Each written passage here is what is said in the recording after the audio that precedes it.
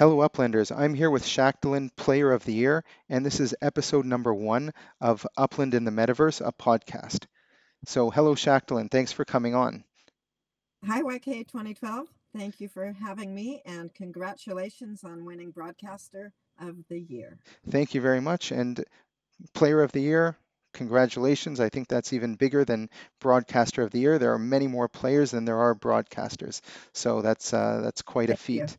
Now, for people who don't know you, I'm going to start with some quick rapid-fire questions, just so people know you, and then we'll get into some other interesting things, talking about Genesis Week, how you started Upland, and a lot more. So, when did you first join Upland? I joined Upland on, I believe it was January 3rd, 2022. And your home neighborhood in Upland is where? The Creedmoor Hub, Bellarose, Queens. Queens. Okay, awesome. And that's the Halloween hub, isn't it? Yes, it is. The crooked houses around the insane asylum. Oh, very cool. Spooky. Yeah. I really like that idea. When you started playing Upland, we know that Upland is about play, earn, and connect. So how would you split that up when you started to come into Upland out of 100? Out of 100, when I started playing Upland, it was 100% earn. And today, how do you reevaluate that? My focus has changed to 100% connect, with the caveat that I'm laying the groundwork that I believe will help me to earn later. What was your last Upland purchase? Um, the properties in Berlin. Berlin. Great. Did you get anything interesting? No, No? generic Okay. Berlin property. And what is your favorite partnership that Upland has at the moment? I think the Nowhere partnership right now With the is, cafes? yes. Yes, as someone who is 100% Connect, then that's going to be something that's going to be great for your gameplay within Upland. So that's fantastic. So that's it for the rapid fire questions. Now tell us, how was Genesis Week? I met you last year at the very first Genesis Week. Unfortunately, I wasn't able to make it there this year. Tell everyone how it was. It was phenomenal, and I'm wearing the swag that they gave us. So um, glasses, scarf, everything. They had so many great activities and prizes and amazing food and an amazing band that everybody danced to. Um, and the booths, and it was an amazing time. But of course, my very favorite part of Genesis Week every year is meeting people in person, and that is absolutely hands down the most special, life altering part of Genesis Week. Yes. Highly recommend. I also highly recommend it, and it's unfortunate I wasn't able to make it. Now, as someone as your stature within Upland, being nominated for Player of the Year and winning Player of the Year, and actually last year you also won a design award, and you also presented as one of the finalists for the hackathon.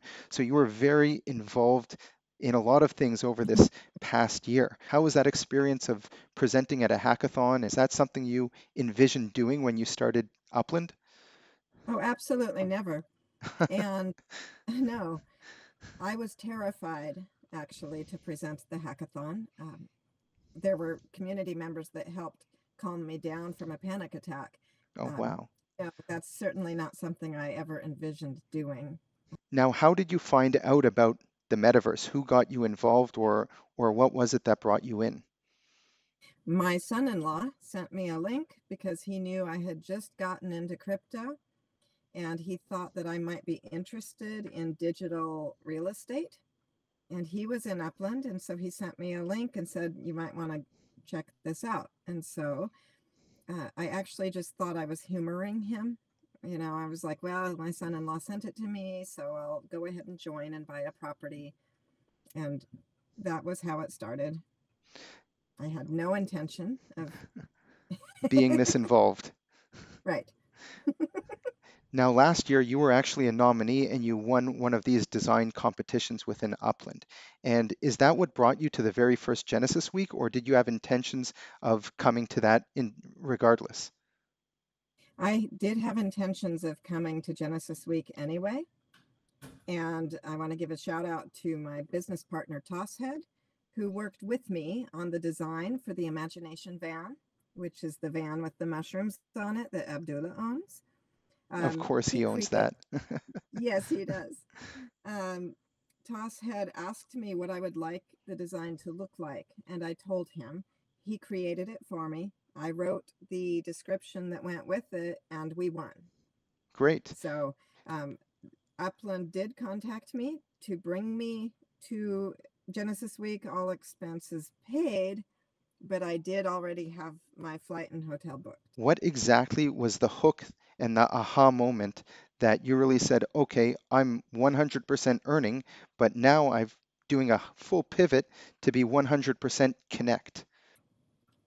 Oh, so that pivot was in at Genesis Week, um, when I realized that we are a big, beautiful community of people who all want Upland to succeed, who all want their properties to be worth more someday, who all want, who many of whom want to build something specific in the metaverse, whether it's a layer two or a, a meta venture, or getting their designs into the metaverse.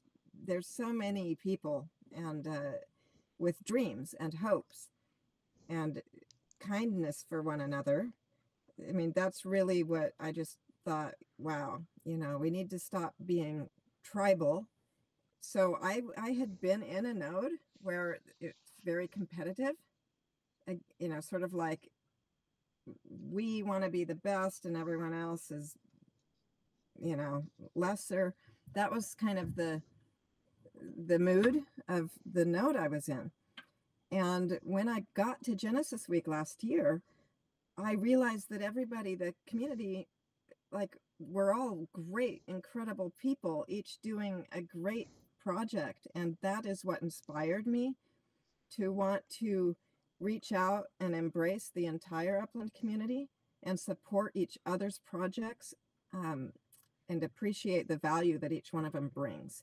That's actually was the moment that changed me into a community person. It's interesting that you mention that because I absolutely agree that a lot of these nodes at this point in time, it's still a little difficult to differentiate what each one of them is bringing to the community.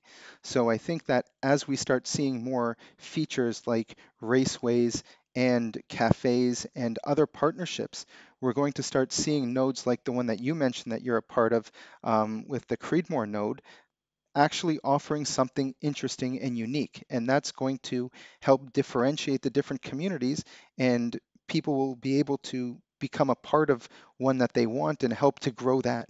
And if you have a community where there's a lot of people that are interested in that, then you will be able to uh, benefit from higher demand with less supply of properties. And that's going to be the way to earn, not just buying properties and building on them and expecting that that is in itself is going to bring value to the game. Yes, that's true. Yeah. So now Yes. Upland is they just announced the launching of cafes. So you had mentioned that you hadn't yet been in one, but I really think it's going to be a big part of your gameplay. And again, Upland's development strategy is not to release everything at once, but to really take the baby steps. So first we have these cafes, and right now players are able to hop into any cafe that they want without any problems. But we know that in the future, with all of this geolocation in Upland, and you actually have to travel to where you want to go, you're going to have to travel to the cafe in Las Vegas if you want to go to the cafe in Las Vegas, or if there's an event in Manhattan, you're going to have to travel there as well. So this is really where building that community is important, and defining your home addresses. So you mentioned that your home is in Queens. Can you talk a little bit more about the community that you built up there around the Halloween and how that came to be? When Queens was released, somebody discovered the insane asylum and thought, and it turned out to be a Queens curator collection. And so we just thought it would be a cool idea to build around that. And then at some point I said, hey guys, it's an insane asylum. We should build everything crooked. And some people tore down their builds and restarted them crooked. And we just had fun trying to build a little insane neighborhood where things are totally different than the norm. So it started out that way. And then uh, I met TML, Thank Me Later, in Las Vegas during the first Genesis week. And he was talking to me about his plans for a huge layer 2 platform, which is Upix World. And I got in with him and his team and started supporting Upix World. And then the way it all evolved was that eventually my Creedmoor Hub was collaborating with DAC and the URL and Upland Thank Me Racing Later League. Yep. with Upix World and the Metaverser with the Board Uplander Club. And we did a huge, and with the Toss Shack. And we all collaborated to create a layer 2 spooky racing game on Creedmoor's URL racetrack to raise money for the Child Mind Institute. And we Oh, raised wow. over $5,000 to help families of children with mental illness, learning disabilities, etc. That, So like it went from the community to the collaboration. And Creedmoor Hub, by the way, I switch my home addresses whenever needed in order to support other communities. It's a tool. It's not a loyalty pledge. It's a tool, and we can use it to help each other. I agree. That's an excellent point that you make. Just to explain to people who are listening, in order to define your own home, what you do need to do is you need to make sure that you're KYC'd. Obviously, you have to have a structure on that property, and by defining your home, it adds points to the neighborhood collection. So if the neighborhood has enough points based on certain metrics, then you are able to spawn a new neighborhood collection and earn additional boosted earnings on those properties. And one strategy, just like what you said, is not necessarily to keep your home address there and never move, but you can move for certain reasons. When you're going to be able to vote on certain things that are important to certain neighborhoods, then you're going to have your home address set there. But that doesn't mean that you can't be involved in several communities. So if Right. there's something going on in Los Angeles versus Manhattan, you can always move your home address. But in the future, once once you're going to have to travel to these different places and enter the events or maybe a cafe or a racetrack that you want to race there, you really have to decide, are you someone who is like a social butterfly in the metaverse, jumping between communities, or maybe you are solely fixated on a specific node like the Halloween Creedmoor node, and you don't have any desires to be anywhere else. So that's one of the excellent parts about Upland, is that there's millions of different ways of playing, and everyone has different interests and strategies. So that's really interesting to hear, how that came to be. Now, your username is Shaktilyn. Is that your name, or do you want to talk a little bit about how that came to be? I'm sure. I used to be involved in Kundalini yoga, and Shakti is a Hindu goddess nicknamed the Mother Power. Okay. Um, and so I was actually on a Yahoo Finance message board, and I had to set up my profile. And I just, was pulling things just spontaneously out of the air just to get it filled in. And I was like, oh yeah, I'll go by Shakti. And so I became known as and Shakti. And so when I was signing up for Upland, and I had to think of a name, I just defaulted back to my previous nickname on the message board. And but I added my middle name to it. My middle name is Lynn. Okay. Shaktilyn. And so Great. I did Shaktilyn so that my thinking, this might sound a little weird, but my thinking was that it's, I don't want to take the name of that goddess exactly. So I'd change it up a little bit by adding my middle name.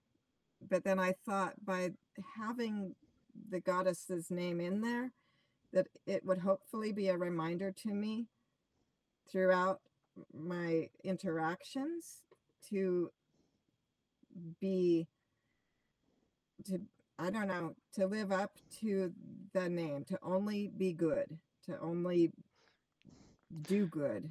Well, in So Upland, that is absolutely you. You are, being Player of the Year. I think it really says something as to how you have shaped the metaverse over the past year of really getting involved and building up these communities and creating projects that are on layer two, and also with the hackathon, and also with the donating of the money. I think that's fantastic. So congratulations to you. Now, to close out the interview, I just want to ask this last question. What do you hope to achieve in this next year in Upland? We just finished Upland's fourth Genesis week. So, what do you see happening with Shaktilyn in from now until next Genesis week? oh gosh. Oh, so many things that I'm excited about, so many projects I'm part of that we haven't even touched on. But I guess my biggest goal at the moment is to bring the 3D assets from the Tosh Shack into the metaverse through MetaVentures. So, are you looking And to do there? We've got map assets, structure ornaments, hopefully wearables in the future that people will be able to make. There's go-karts. Are you looking to do all of those, or are you focusing on one? all of them, All of them. I would really all of like to see some go-karts in a Halloween them. themed race. That I think that would be That really, would be really cool. awesome. So, That would be best of super luck cool. with everything. I really appreciate you coming on, and it's great to have you as the very first guest on this podcast. Hopefully, I will be able to talk to a lot of people on the metaverse and share with everybody the great things that people like yourself are doing. And we'll see you in the metaverse. Thank you once again. YK 2012, thank you very much. It's an honor to be on your first show. Thank you. Best of